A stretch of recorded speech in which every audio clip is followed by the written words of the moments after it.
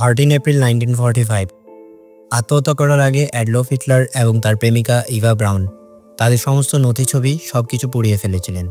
Hitler চেয়েছিলেন তার পেছনে কিছুই যেন না থাকে। সে সময় কেউ জানত না যে হিটলারের মৃত্যুর আগে বাংকারে কি ঘটেছিল। কিন্তু এখন 70 বছর পর এক ফরাসি অফিসার কমান্ডেন্ট র্যামন রোজ, যিনি এখন আর জীবিত নেই, এবং এক ব্যক্তিগত সূত্রের মাধ্যমে হিটলারের কিছু নতুন রাজনৈতিক ও ব্যক্তিগত নথি সামনে এসেছে। এই বিরল নথিগুলো যা এবার প্রথমবারের মতো প্রকাশিত হয়েছে, হিটলারের শেষ দিনগুলোর কিছু গুরুত্বপূর্ণ তথ্য প্রকাশ করে, মুহূর্তগুলোকে আরও স্পষ্টভাবে বোঝার জন্য সুযোগ করে দেয় বাংকারে পরিবেশ কেমন ছিল। হিটলার তার মৃত্যুর মাত্র 24 ঘন্টা আগে ইভা ব্রাউনের সঙ্গে কেন বিয়ে করলেন? জীবনের শেষ 10 দিনে হিটলারের কোন ঘনিষ্ঠ সহযোগী তাকে বিশ্বাসঘাতকতা করেছিল? সেই সিদ্ধান্ত কবে নেওয়া হয়েছিল?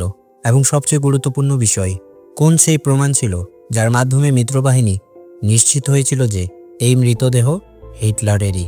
দর্শকবৃন্দ, 25 নভেম্বর 1945 সালে কমান্ডেন্ট র্যামন রোজ, যিনি একজন ফরাসি অফিসার ছিলেন, বাংকারের ভিতরে প্রবেশ করেন। বাংকারের ভিতরে যাওয়ার জন্য 26টি সিঁড়ি ছিল, যা একটি অন্ধকার কক্ষের দিকে নিয়ে যাচ্ছিল। সেখানে তিনি একটি অন্ধকার ও নোংরা ঘর দেখেন, যেখানে চারদিকে ছড়িয়ে ছিটিয়ে থাকা কাগজপত্র, উল্টে পড়া আসবাবপত্র এবং গলিত মোম পড়েছিল। রোজ এমন কিছু নথি খুঁজে পান যা হিটলারের শেষ দিনগুলোর উপর নতুন আলোকপাত করে। এই নথিগুলো দেখায় যে হিটলার শেষ মুহূর্ত পর্যন্ত তার সিদ্ধান্তে অটল ছিলেন এবং এমনকি নিজের মৃত্যুর মধ্যেও তিনি নিজের জন্য বিজয় খুঁজছিলেন। হিটলারের মৃত্যুর মাত্র 10 দিন আগে নাৎসি জার্মানির সেই স্বপ্ন, যা একসময় সারা পৃথিবী শাসনের আকাঙ্ক্ষা করার স্বপ্ন দেখা হয়েছিল, এখন তা শুধুই এক ধূসর স্মৃতি হয়ে গিয়েছিল। হিটলারের সাম্রাজ্য, যা একসময় বিশ্বের সবচেয়ে শক্তিশালী সাম্রাজ্যগুলোর মধ্যে একটি ছিল এবং যা পশ্চিমা শক্তিগুলোর জন্য গলার কাটা হয়ে দাঁড়িয়েছিল, এখন তার শেষ মুহূর্ত গুনছিল। বার্লিন, যা হিটলারের স্বপ্ন এবং শক্তির কেন্দ্র ছিল, ধ্বংসস্তূপে পরিণত হয়েছিল। চারদিকে শুধুই ধ্বংস, আতঙ্ক এবং মৃত্যুর বিভীষিকা ছিল। মিত্রবাহিনীর বোমাগুলো সর্বত্র বিস্ফোরিত হচ্ছিল, আর রেড আর্মি মাত্র 100 কিলোমিটার দূরে ছিল। হিটলার, যে শিকারীদের শিকার হতে চলেছিল, এখন একটি অন্ধকার বাংকারে লুকিয়েছিল। একটি এমন বাংকার যা বার্লিনের ব্র্যান্ডেনবুর্গ গেটের কাছেই মাটির 7 মিটার নিচে নির্মিত হয়েছিল। অ্যালবার্ট স্পিয়ারের নকশা অনুযায়ী অত্যন্ত মজবুত এবং বোমা প্রতিরোধী করে তৈরি করা হয়েছিল। এই বাংকারটি প্রথম তৈরি করা হয় 1936 সালে, তবে 1943 এবং 1944 সালে মিত্রবাহিনীর বোমা হামলা আরও ভয়ঙ্কর হয়ে ওঠার পর এটিকে আরও শক্তিশালী করা হয়। জার্মান ভাষায় এই বাংকারকে ফুরার বাংকার বলা হতো। ফুরার মানে নেতা, অর্থাৎ নেতার বাংকার। এটাই সে বাংকার যেখানে সারা পৃথিবী শাসনের স্বপ্ন দেখেছিল অ্যাডলফ হিটলার, এবং এখানেই সে নিজের জীবনের শেষ দিনগুলো কাটিয়েছিল। বাংকারের পরিবেশ ছিল চরম বিষণ্ণ, নীরবতা, কংক্রিটের মোটা দেয়াল, ঠান্ডা ও স্যাঁতস্যাঁতে আবহাওয়ার সঙ্গে সর্বত্র ছিল অন্ধকারের রাজত্ব। এটি ছিল যেন একটি গোলক ধাঁধার মতো, যেখানে সরু করিডোর ও ছোট ছোট কক্ষ ছিল, যা শ্বাসরুদ্ধকর অনুভূতি সৃষ্টি করত। এই বাংকারে হিটলারের জন্য 3টি কক্ষের একটি ব্যক্তিগত এলাকা ছিল। এর মধ্যে একটি ছিল মিটিং রুম, যেখানে সে প্রতিদিন 2 বার সামরিক অভিযানের পরিকল্পনা নিয়ে বৈঠক করত। তার প্রেমিকা ইভা ব্রাউনের জন্য একটি কক্ষ ছিল এবং তাদের দুজনের জন্য একটি শেয়ার করা বাথরুমও ছিল। এই বাংকারে পরিবেশ ছিল বিষণ্ণতা ও আতঙ্কে পরিপূর্ণ। মাটির নিচে থাকার কারণে বাতাস প্রবাহের জন্য একটি যান্ত্রিক ভেন্টিলেশন সিস্টেম ছিল, যা সর্বদা শব্দ করত। এই শব্দ শুধু শারীরিক অস্বস্তি কারণ ছিল না, বরং এখানে বসবাসকারীদের জন্য মানসিক নির্যাতনের মতোও ছিল। শেষ 10 দিনে হিটলার শুধু শারীরিকভাবেই নয়, মানসিকভাবেও ভেঙে পড়েছিল। সে পার্কিনসন রোগে আক্রান্ত হয়েছিল, যা হাত কাঁপানোর একটি রোগ। এই অসুস্থতা লুকানোর জন্য সে প্রায় তার বাঁ হাত পকেটে রাখত, অথবা এমন ভঙ্গিতে রাখত যাতে সামনে থাকা কেউ তা বুঝতে না পারে। শেষ 10 দিনে তার হাত ক্রমাগত কাঁপছিল এবং তার খাওয়া দাওয়াতেও সমস্যা হচ্ছিল। ডাক্তারদের মতে শেষ 10 দিনে হিটলারের চেহারা এতটাই ফ্যাকাশে ও ক্লান্ত দেখাচ্ছিল যে সে তার বয়সের তুলনায় 10 থেকে 15 বছর বড় মনে হচ্ছিল। এই সময়ে যারা অফিসাররা তার সঙ্গে দেখা করত, তারা তার ক্রমশ খারাপ হতে থাকা শারীরিক অবস্থার দেখে হতবাক হয়ে যেত। এমনকি বাংকারে থাকা হিটলারের ব্যক্তিগত ডাক্তার থিওডোর মোরেল ও প্রতিদিন তাকে গ্লুকোজ ও ভিটামিনের ইনজেকশন দিত, কিন্তু এসব তার স্বাস্থ্যের উন্নতির জন্য যথেষ্ট ছিল না।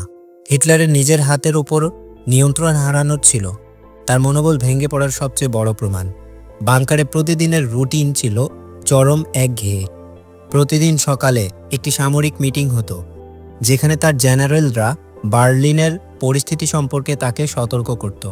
বার্লিনের উপর থেকে নিজের নিয়ন্ত্রণ ধীরে ধীরে হারানোর খবর হিটলারের জন্য চরম হতাশজনক ছিল। তার স্বভাবেই অবিশ্বাস্য ছিল, অর্থাৎ সে সহজে কারো ওপর ভরসা করত না। এ কারণেই নিজের শেষ দিনগুলোতেও সে এই চিন্তায় অস্থির ছিল যে তার কোনো জেনারেল যেন তাকে বিশ্বাসঘাতকতা না করে। আর বাস্তবেও পরে ঠিক এমনটাই ঘটেছিল। শেষ দিনগুলোতে যখন সবাই বাংকার থেকে পালানোর পরিকল্পনা করছিল, তখন ইভা ব্রাউন হিটলারের পাশে ছিল। ইভা ব্রাউন ছিল হিটলারের 13 বছর পুরনো প্রেমিকা। তাদের কখনো আনুষ্ঠানিকভাবে বিয়ে হয়নি, কিন্তু তবুও ইভা ব্রাউন হিটলারের সঙ্গে বাংকারেই থাকত। বিশেষজ্ঞদের মতে বাংকারে হিটলারের সঙ্গে থাকার সিদ্ধান্ত পুরোপুরি ইভা ব্রাউনের নিজস্ব জিত ছিল, এবং সম্ভবত এটি ছিল হিটলারের একমাত্র দুর্বলতা। ইভা ছিল একটি রোমান্টিক ও আবেগপ্রবণ মেয়ে, যে শেষ পর্যন্ত হিটলারের সঙ্গে থাকতে চেয়েছিল। ইভার কিছু চিঠি পাওয়া গেছে যা সে তার বন্ধুদের লিখেছিল। এই চিঠিগুলো পড়ার পরই হিটলার ও ইভার ব্যক্তিগত জীবনের কিছু তথ্য জানা সম্ভব হয়েছে। ইভার জীবনের একমাত্র লক্ষ্য ছিল হিটলারের সঙ্গে থাকা। তার এক চিঠিতে সে লিখেছিল, এই জায়গাটা খুবই ভয়ঙ্কর, কিন্তু আমি এখানে সুখী কারণ হিটলার আমার সঙ্গে আছে। বাংকারের মধ্যে ইভার দিনের রুটিন ছিল অত্যন্ত সীমিত। সে প্রায় তার কক্ষে সময় কাটাতো, তার ফটোগ্রাফগুলো সাজাতো, অথবা কখনো কখনো হিটলারের সঙ্গে কফি খেত। কিন্তু একটি বিষয় যা তার চিঠি থেকে স্পষ্ট হয় তা হলো ইভা ব্রাউন নিজেকে খুব একা অনুভব করছিল। এই চিঠি শুধুমাত্র ইভার ভালোবাসা এবং বিশ্বস্ততা দেখায় না, বরং তার মধ্যে থাকা আতঙ্ক এবং একাকিত্ব ফুটে ওঠে। বাংকারের বাইরের পরিস্থিতি নিয়ে কথা বললে শেষ 10 দিনে বার্লিন একটি যুদ্ধক্ষেত্রের মতো পরিণত হয়েছিল। অ্যালাইড বম্বাররা প্রতিদিন এবং প্রতি রাতে বার্লিনে বোমা ফেলে যাচ্ছিল। রেড আর্মি অর্থাৎ সোভিয়েত ইউনিয়নের সামরিক বাহিনী বাংকারের কাছাকাছি কিছু কিলোমিটার দূরে বার্লিনের সীমানায় হিটলারের বাহিনীর বিরুদ্ধে যুদ্ধ করে চলছিল। যদিও হিটলারের বাহিনীর কাছে তখন বার্লিন রক্ষা করার জন্য 900টি ট্যাঙ্ক এবং প্রায় 5 লাখ জার্মান সৈন্য ছিল, তবুও নাজি জার্মানির বাহিনী গলে যাচ্ছিল। হিটলার, যার এখানে 1000 বছর পর্যন্ত শাসন করার স্বপ্ন ছিল, এখন কঠিনভাবে ব্যর্থ হতে দেখা যাচ্ছিল। বার্লিনের মানুষ বাংকার এবং ছাদে লুকিয়ে নিজেদের জীবন রক্ষা করার চেষ্টা করেছিল। তবে অন্যদিকে রেডিওতে শুধু নাজি প্রোপাগান্ডা এবং সঙ্গীত শোনা যাচ্ছিল।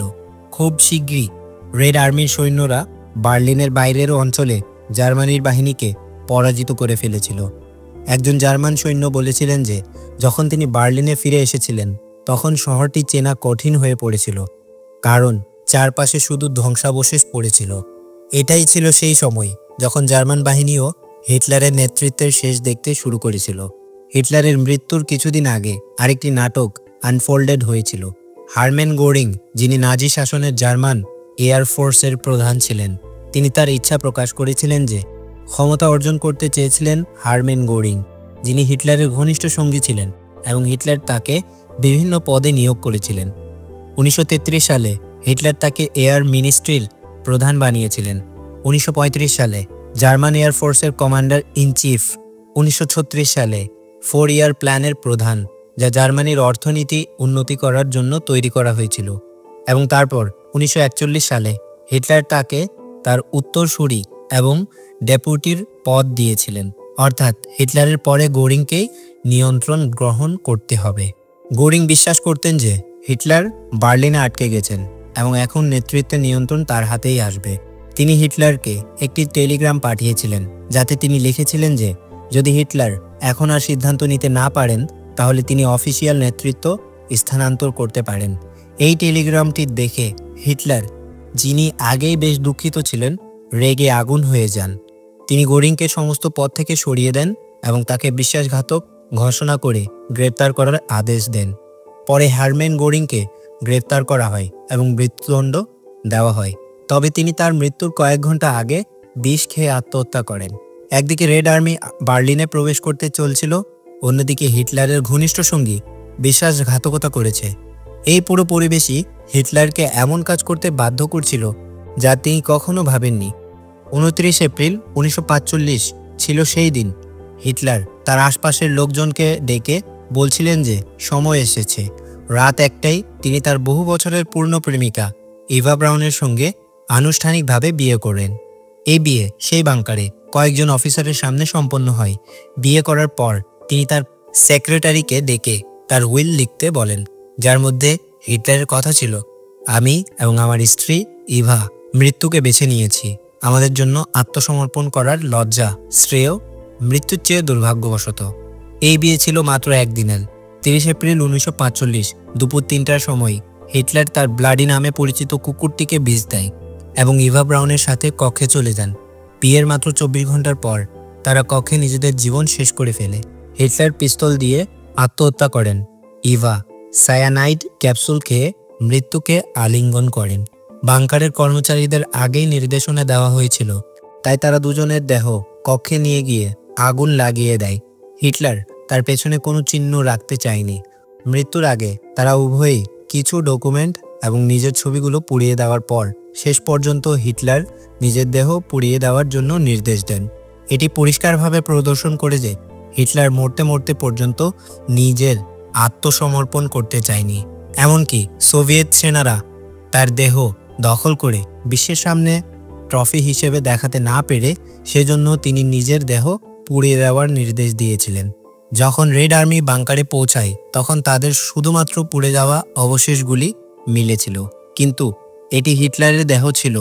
বহু তদন্তের পর এটি নিশ্চিত হয় যখন তারা হিটলারের দাঁতের নমুনা সংগ্রহ করে। হিটলার ডেন্টিস্টের কাছে যেতে প্রবল ঘৃণা করতেন।